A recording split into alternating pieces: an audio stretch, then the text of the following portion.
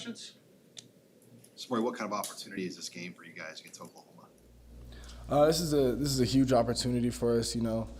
Something that's been in the back of our heads all year.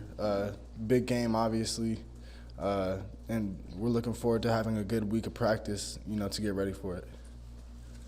You guys went into that game on Saturday without Oliver and Omar, and then lose Xavier. And what was that like, I guess, as the game went on? And how did you think your group handled being down that 3 guys? Yeah, I think we responded really well, and that's just kind of what it is with our receiving core. We got a pretty deep receiving core, and we all try to prepare like we're gonna be starters. Because a guy can go down at any time, so it's important to be ready when your number's called.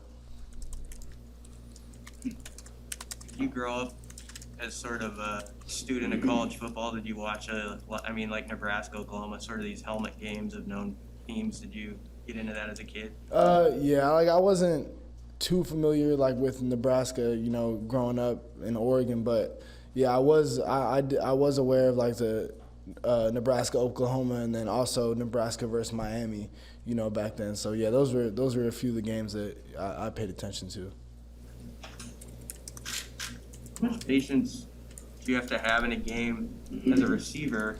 Like in your case on Saturday, 2 catches, all big plays, but you kind of got to wait for that moment sometimes to strike. Maybe a big play's in your back pocket, but does that require a certain mental tough patience? Yeah, definitely. You got to be patient as a receiver and as a football player in general. Obviously you want to go out there and have a bunch of catches, bunch of touchdowns, make plays, but you gotta. It really just comes down to doing your job, And if you do your job every play, plays are gonna find you. What kind of role do you think the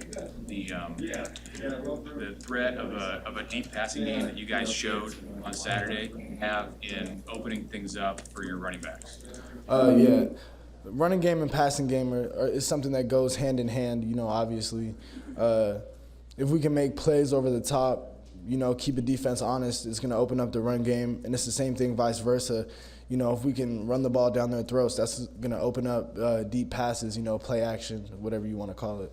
You see that play out even in the game Saturday where maybe you had some one-on-one coverage that helped allow those big plays, and as the game went on, that was no longer there for you? Yeah. I mean, we established the run, throughout the game, kind of slowly, I would say, but we established it, and then they slowly started to, load the box a little bit and play man and give us the matchups we want on the outside.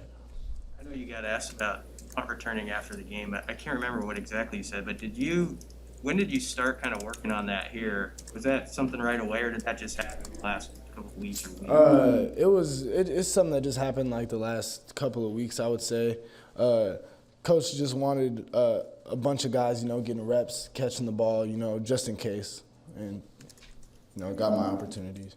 We've asked you about being the pitch guy and some of that option stuff, but how much fun has it been to see that sort of been the wrinkles off of that and start building that out and doing different things off of it? Yeah, it's been really good.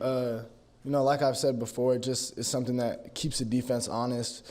The more looks we can give them, the more they got to prepare for, come game time. So, having that pitch option, sometimes we'll open things up the middle, and if they plug it up the middle, then we can take the option to the outside. So it's been something that's been good for our offense, and I'm excited to keep it going. How extensive is your background as a punt returner? I mean, not too extensive. I punt returned a little bit in high school. At Montana, I was always catching punts, in practice every day. I think I had 1 or 2 punt returns in a game, but I have experience catching the ball. That's really what matters for us. Samori, you guys are 22-point underdogs.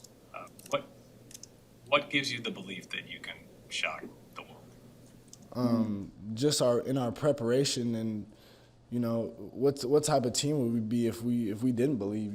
We're always going to have belief in ourselves. I have belief in our teammates and our coaches and in our game plan, and just all the work that we've put in throughout the off season.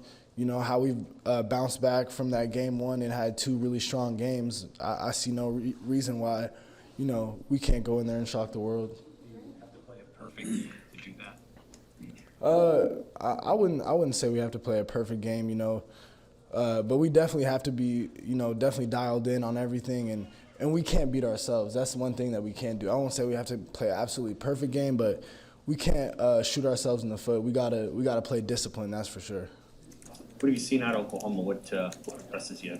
Their secondary, their defense?